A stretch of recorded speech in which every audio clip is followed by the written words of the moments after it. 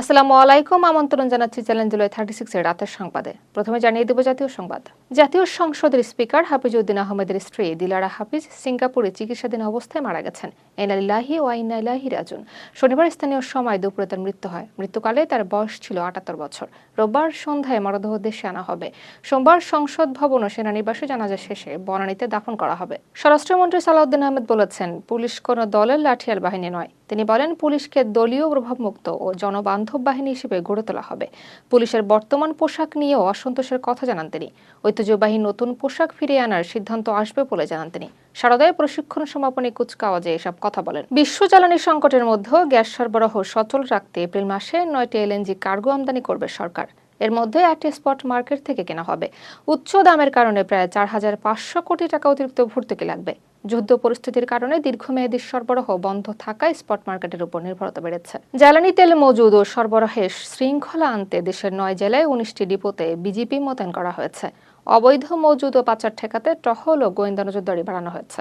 Depot এলাকায় বিজিপির দৃশ্যমান উপস্থিতি নিশ্চিত করা হয়েছে। টেকনাফের শাহপরীর দ্বীপ সংলগ্ন নাফ নদী থেকে 13 জন জেলেকে ধরে নিয়ে গেছে আরাকান আর্মি।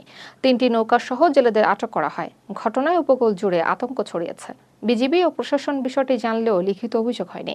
গত 1.5 বছরে 172 জন জেলে এখনো রাখাইনে আটক রয়েছে। খেলতে গিয়ে ট্রাকের নিচে পিষ্ট হয়ে চাঁদপুরে আরিয়ান নামে 3 বছরের এক শিশুর মৃত্যু হয়েছে। খেলার সময় থেমে থাকা বালুভাই ট্রাকের নিচে লুকিয়েছিল সে। চালক ট্রাক চালাতে গেলে শিশুটি চাপা পড়ে গুরুতর আহত হয়। হাসপাতালে নেওয়ার আগেই তার মৃত্যু হয়। নিহত আরিয়ান পরিবারের একমাত্র সন্তান ছিল। ঘটনায় এলাকায় শোকের মাতম চলছে। দর্শক, এখন জানিয়ে দিব আন্তর্জাতিক সংবাদ। থাইল্যান্ডের তেলবাহী জাহাজ ইরানের সঙ্গে চুক্তির মাধ্যমে হরমুজ প্রণালী দিয়ে নিরাপদে চলাচল করবে।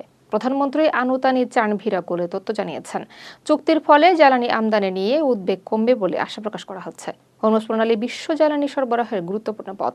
এটি আঞ্চলিক বাণিজ্য ও জ্বালানি নিরাপত্তায় সহায়ক হবে। ইরান থেকে সম্ভাব্য ক্ষেপণাস্ত্র ও ড্রোন হামলার আশঙ্কায় সংযুক্ত আরব আমিরাতে নিরাপত্তা সতর্কতা জারি করা হয়েছে। আকাশ প্রতিরক্ষা ব্যবস্থা সক্রিয় হয়ে হামলা প্রতিহত করেছে।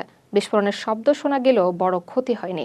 বাসিন্দাদের নিরাপদ স্থানে থাকতে বলা হয়েছে। নিরাপত্তা ব্যবস্থাকে সর্বোচ্চ সতর্কতা রাখা হয়েছে। ইরানপন্থী হ্যাকার গ্রুপ এফবিআই প্রধান কাশ প্যাটেলের ব্যক্তিগত ইমেল হ্যাকের দাবি করেছে। এফবিআই জানিয়েছে, কোনো গোপন সরকারি তথ্য ফাঁস হয়নি। প্রকাশিত ইমেইল ও ছবি ছিল পুরনো ও ব্যক্তিগত। যুক্তরাষ্ট্র এই ঘটনায় নিরাপত্তা সতর্কতা জোরদার করেছে। ঘটনাটিকে সাইবার হুমকি হিসেবে নজরে রাখা হচ্ছে। লেবাননে অবস্থানরত নিজেদের নাগরিকদের দ্রুত দেশ ছাড়ার নির্দেশ দিয়েছে সৌদি আরব। বর্তমান নিরাপত্তা পরিস্থিতি ক্রমেই অবনতির দিকে যাওয়ায় বৈরুতে সৌদি দূতাবাস এক জরুরি সতর্কতা জারি করে এ আহ্বান জানায়। দূতাবাসের বিবৃতিতে বলা হয়েছে, লেবাননে যে কোনো সময় পরিস্থিতি আরও ঝুঁকিপূর্ণ হয়ে উঠতে পারে। এ কারণে সেখানে অবস্থানরত সৌদি নাগরিকদের নিরাপত্তাকে সর্বোচ্চ গুরুত্ব দিতে বলা হয়েছে। একই সঙ্গে পরবর্তী নির্দেশ না দেওয়া পর্যন্ত লেবাননে ভ্রমণ থেকে বিরত থাকতে নাগরিকদের অনুরোধ করেছে সৌদি সরকার। ইরান ইসরায়েল যুদ্ধের সরাসরি প্রভাবে আন্তর্জাতিক বাজারে কুয়েতি তেলের দাম ব্যারেল প্রতি $118 ছাড়িয়েছে। হরমুজ প্রণালীতে জাহাজ চলাচলে অচল অবস্থা তৈরি হয় তেল সরবরাহে অনিশ্চয়তা দেখা দিয়েছে। বিশ্বের বড় অংশের জ্বালানি পরিবহনে প্রণালীর উপর নির্ভরশীল। ফলে তেলের দাম দ্রুত ঊর্ধ্বমুখী হচ্ছে। বিশেষজ্ঞরা আশঙ্কা করছেন, এর প্রভাব বৈশ্বিক মুদ্রাস্ফীতি ও অর্থনৈতিক স্থিতিশীলতায় নেতিবাচক প্রভাব ফেলতে পারে। উন্নয়নশীল দেশগুলো সবচেয়ে বেশি চাপের মুখে পড়বে বলে ধারণা করা হচ্ছে। ন্যাটো মিত্রদের কঠোর সমালোচনা করে সাবেক মার্কিন প্রেসিডেন্ট ডোনাল্ড ট্রাম্প বলেছেন, ভবিষ্যতে যুক্তরাষ্ট্র ন্যাটোর পাশে নাও থাকতে পারে। তিনি অভিযোগ করেন, হরমুজ প্রণালীর নিরাপত্তা নিশ্চিত করতে ন্যাটো পর্যাপ্ত উদ্যোগ নিচ্ছে না। এই বিষয়টি তাকে গভীরভাবে হতাশ করেছে বলে জানান তিনি। ট্রাম্প বলেন, গুরুত্বপূর্ণ সংকটে ন্যাটো কার্যকর ভূমিকা রাখতে ব্যর্থ হচ্ছে। এ কারণেই তিনি জোটটিকে কাগুজে বাঘ হিসেবে আখ্যা দেন। তার এই বক্তব্য আন্তর্জাতিক রাজনীতিতে নতুন করে আলোচনা জন্ম দিয়েছে। দর্শক, এখন জানিয়ে দেব খেলাধুলা সংবাদ। পায়ের চোটের কারণে মহেন্দ্র সিং ধোনি এবারের আইপিএলের প্রথম 2 সপ্তাহের সকল ম্যাচে খেলতে পারছেন না। চেন্নাই সুপার কিংস দল আনুষ্ঠানিকভাবে তথ্য নিশ্চিত করেছে। ধোনির অনুপস্থিতিতে দলের উইকেট কিপিং দায়িত্ব সামলানোর জন্য সঞ্জু স্যামসনকে সুযোগ দেওয়া হতে পারে। চোটের কারণে দলের জন্য এটি বড় ধাক্কা হলেও স্যামসনের পারফরম্যান্স দেখারও এটি একটি সুযোগ। আইপিএল সম্প্রচারে আর কোনো বাধা থাকবে না বলে জানিয়েছে সরকার। তথ্যমন্ত্রী বলেছেন, খেলাধুলাকে রাজনীতির সঙ্গে মেশানো হবে না। স্টার স্পোর্টস সহ যে কোনো চ্যানেল আইপিএল দেখাতে পারবে। দর্শকরা অনায়াসে খেলা উপভোগ করতে পারবেন। এবারের পিএসএল এর রেকর্ড 6 বাংলাদেশি ক্রিকেটার খেলছেন। পেশোয়ার জালমিতে 3 জন ও পিন্ডিজে রিশাদ হোসেন আছেন। আজ 2 দল মুখোমুখি হচ্ছে। বাংলাদেশি ক্রিকেটারদের উপস্থিতিতে টুর্নামেন্টে বাড়তি আগ্রহ তৈরি হচ্ছে।